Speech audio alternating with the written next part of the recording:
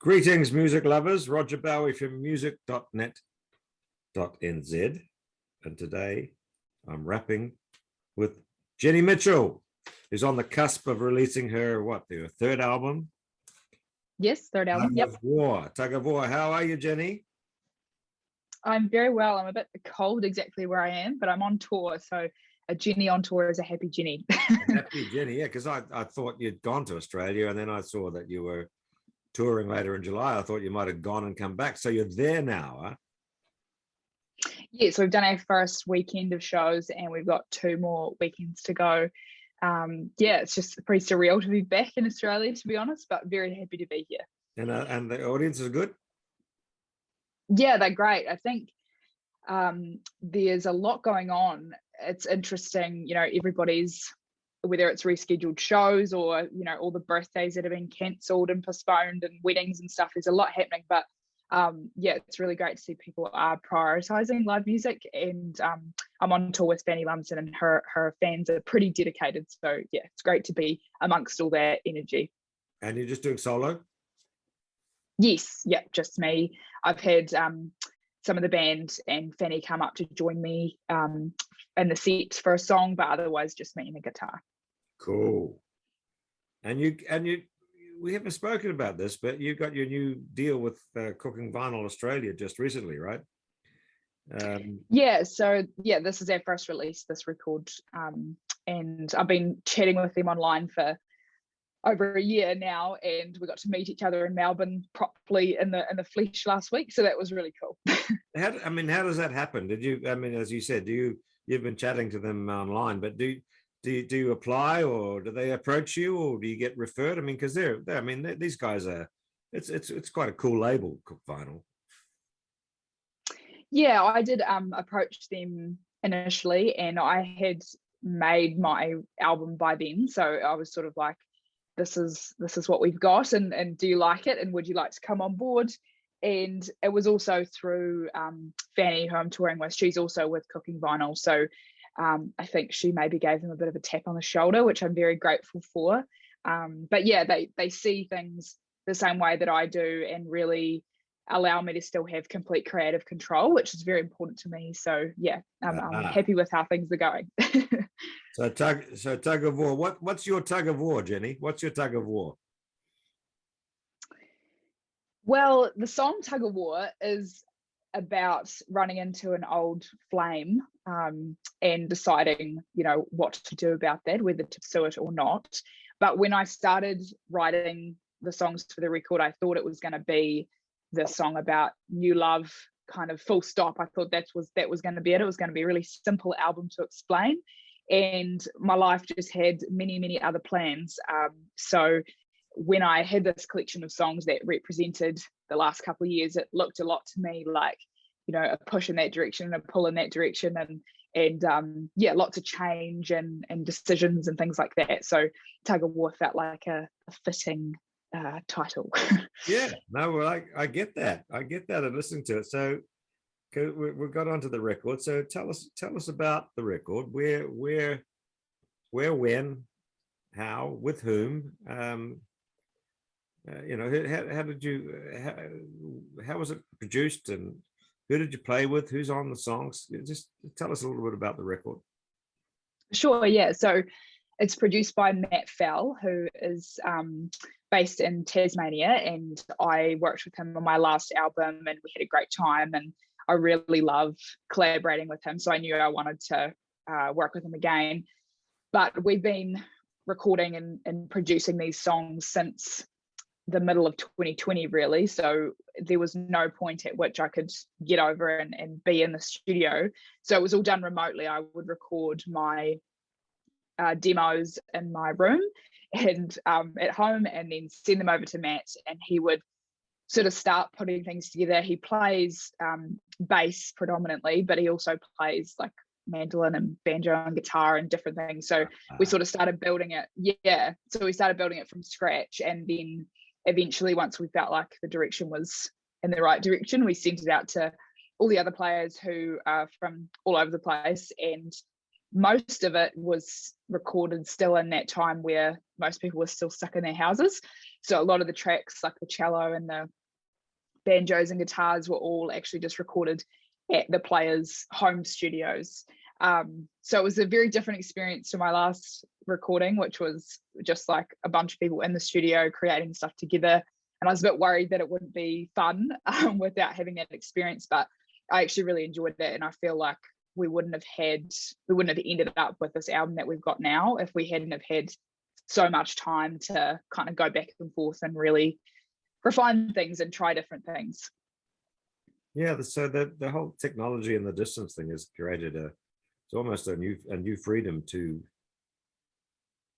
not to be too impatient, because it's not like you're buying studio time and you've got to get it done. But now you got the time. It doesn't cost that extra, $1,000-$2,000 to go back into the studio, because you can just tweak it over on the internet, right? Am I right?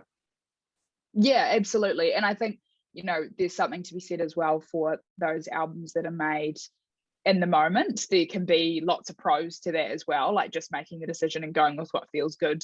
But yeah, I just say now, reflecting on it, that the experience of having the time to really listen and say, actually, maybe we need, cello there, or maybe we need less banjo there, or whatever it was. I feel like that was a real luxury to have that time. Let's talk about the banjo, because this year, I don't know. This year, I've been listening to a lot of albums this year, but the banjo is everywhere. And is it the year of the banjo, or have I just not been listening? I don't know. I can like the sound of that. That makes me sound like I'm hip. So let's go with that. Well, I mean, one of the things that really, one of the things that you've got to, because of what the banjo does, and with your voice, it brings a real Appalachian sound to a couple of the tracks, right? It's like Kaya Keita or Rhiannon Giddens, so that's really cool.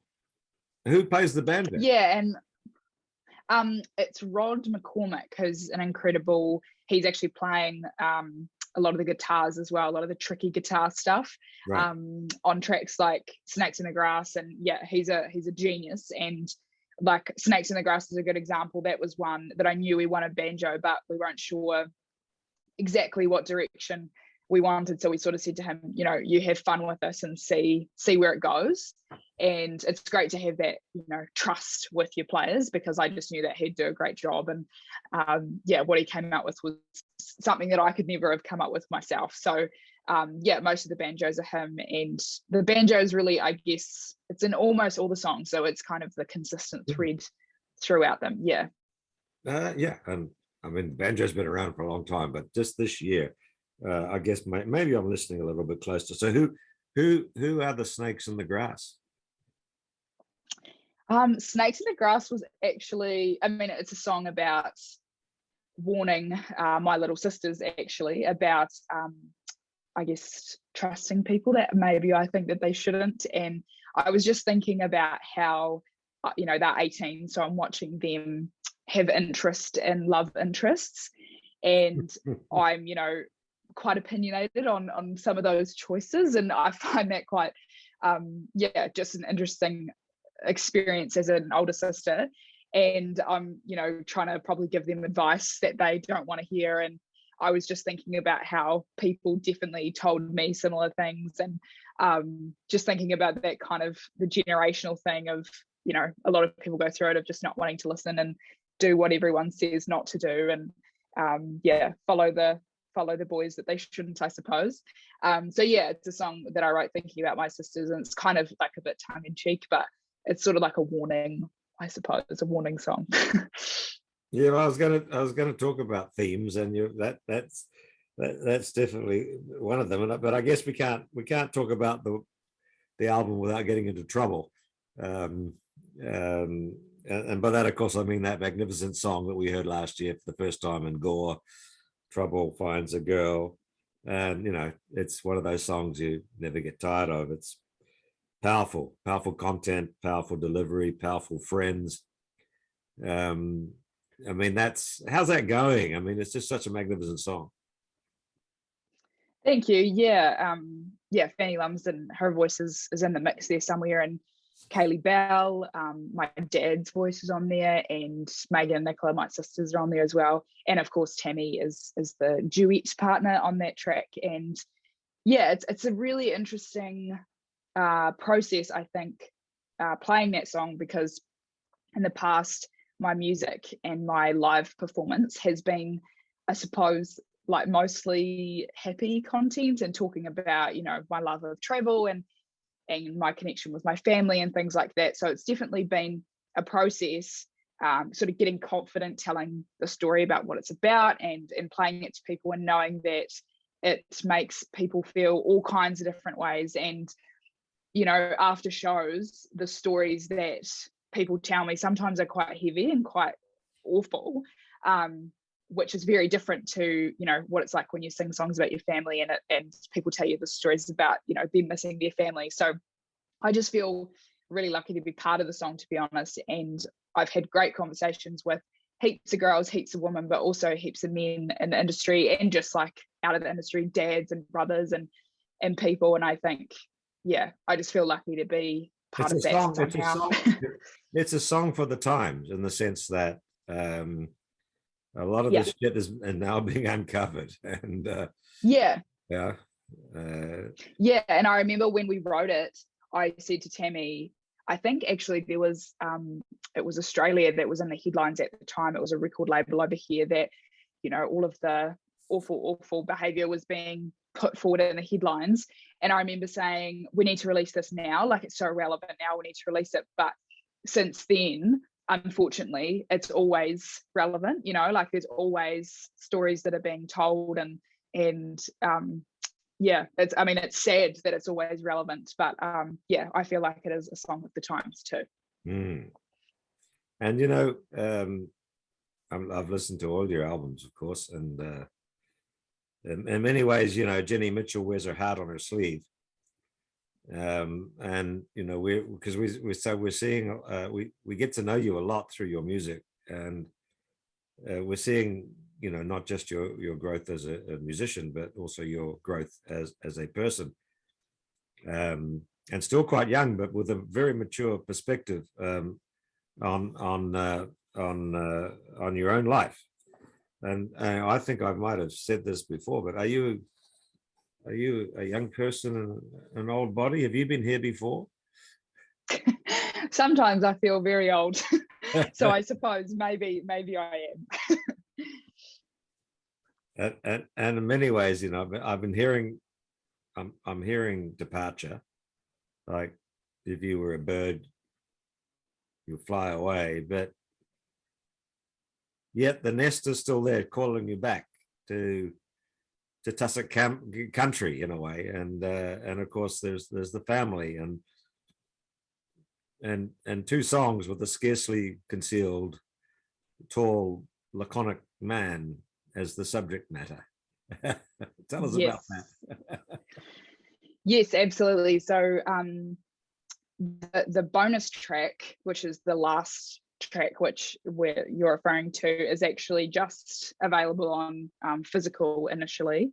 So it's a bit of a surprise for people, and it's which is fine. We're allowed to talk about it, but it is just going to be physical initially. And it's a song that I actually never thought was going to be on the album at all. It was a song that I wrote quite a few years ago about my dad's dad, and it was when he passed away a couple of years ago, but had a wonderful life and lived to a wonderful age and did all the things. And so it was a song that he heard, like it was something written while he was alive, and I'm pretty sure he liked it quite a bit.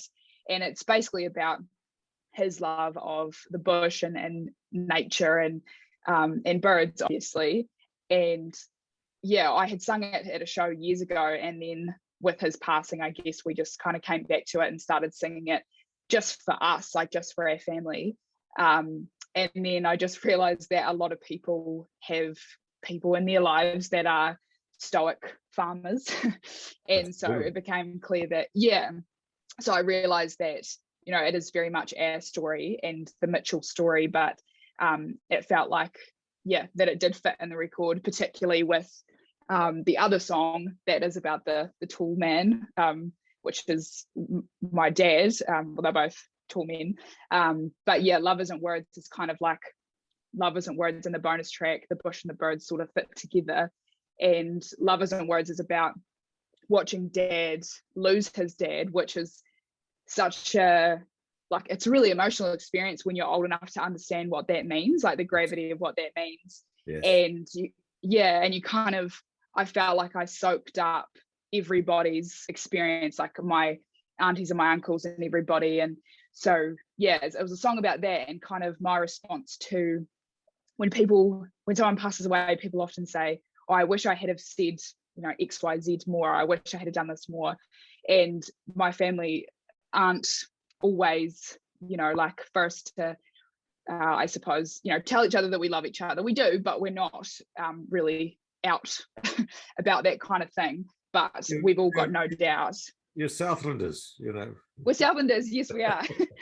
So I think it was just my way of expressing and kind of putting it into a song that, there's no doubt about those feelings. And I think you shouldn't worry about, you know, when someone passes, if they know and you know, then it doesn't really matter. Yeah. No, they're beautiful songs, and I didn't realize. I thought they're both about Ron, but I didn't think. Yeah, well, I suppose they could be interchangeable. Yeah, because they were very similar people. So yeah, they could work. Things don't always work out the way they do in your mind. Huh? Such a universal truth. Yes, I've discovered this many a time. It's a shame, eh? But that's the way of it. Okay, so look, you're touring Australia. We're going to see you here in Auckland in September. Yes, you will. Yeah. Yep. What's happening in September? Are you bringing Jamie along, or? So we're touring the band, and the tickets are going on sale on album day, which is July 22nd, and this will be my first like band tour of New Zealand, which is really exciting. And my sisters will be special guests. They'll be opening the show. Oh, cool. And we're playing at the Tuning Fork, which we haven't, I've played a couple of sets there before, but I haven't done my own show there. So excited to get to the big smoke. Absolutely. Well, we look forward to seeing you here, right? And so, okay. Well, that's fantastic. I'm going to do something for the album as well, but I'm really, really enjoying it. It is. Well, it's a projection that's more of the same, you know. So it's a progression, and it's more of the same. But it's a beautiful record. Thank you. But at this point, we'll probably wrap it up. Mm-hmm. And that's Jenny Mitchell, folks, with a fabulous new record coming out July 22nd, right? Yes.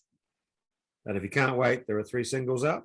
Trouble Finds a Girl, Lucille. Oh, we didn't talk about Lucille. And Liv Cochrane. That's a great song. Thank you. Yeah. Liv's a great fellow Southlander, and that's a special song it's about gratitude and trying to focus on what you've got, and a bit of a collaboration with Liv. So that was a bit of a highlight for me. Yeah, exactly. And what the grass isn't always greener on the other side. Yes, we remind ourselves every day. Trouble Finds a Girl, Lucille, and Snakes in the Grass is out already. And those 3 songs will take your breath away, but breathe again, because the album is a gem. Thanks very much, Jenny. All the best for the new record. Look forward to seeing you in Auckland. Cheers. Thanks, Roger. Thanks heaps.